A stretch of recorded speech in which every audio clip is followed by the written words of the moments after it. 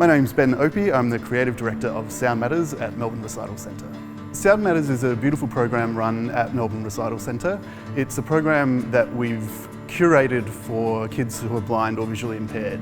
This started as how can you be a composer without necessarily using the traditional notes on a page idea of writing music.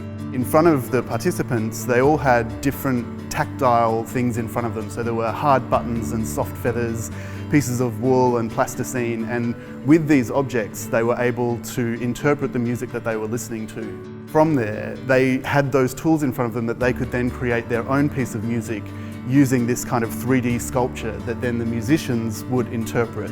It's had a huge impact on Blake because it's not just about singing or playing other people's music. It's really been about them making their own instruments and making their own music, and and doing it in a way that kind of suits them and is accessible to them.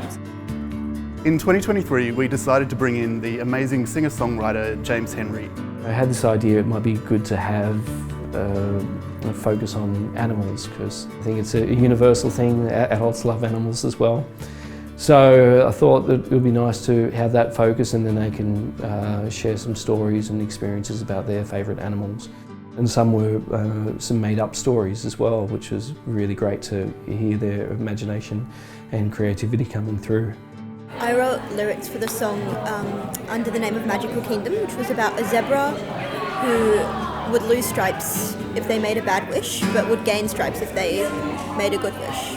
Once we got those stories, I massaged them into lyrics or poetry, and then it was for me to be able to put the melody and the chords to that and be able to present something to them that they could, I guess, be inspired to sing and be part of.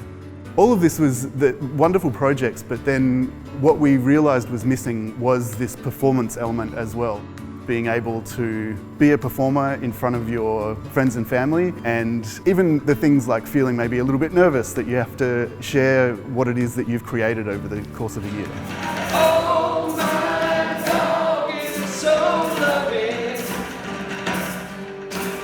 Oh, my dog is my best little friend. I felt very happy when I was performing and when my parents said that I get to perform. At first it was a bit nerve-wracking, but at the end I'm happy that I performed, and I'm proud of all of us for doing such a good job. It was absolutely amazing to see the whole group, and particularly Blake up there performing with a group of his peers, performing a song that they had designed and made themselves. It just made me so proud of him.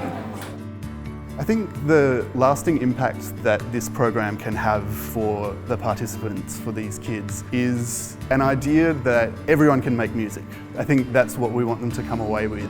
You can still have creativity inside you, and you can express that in many, many different ways. And the hope for us, I think, is that if we can plant some seeds of creativity and give anyone who's involved, whether it's the kids or their parents or anyone who's involved in this program, an idea that you can be creative with everything that's around you. I think that's going to be the impact, that they can use creativity in their everyday life, in everything that they do.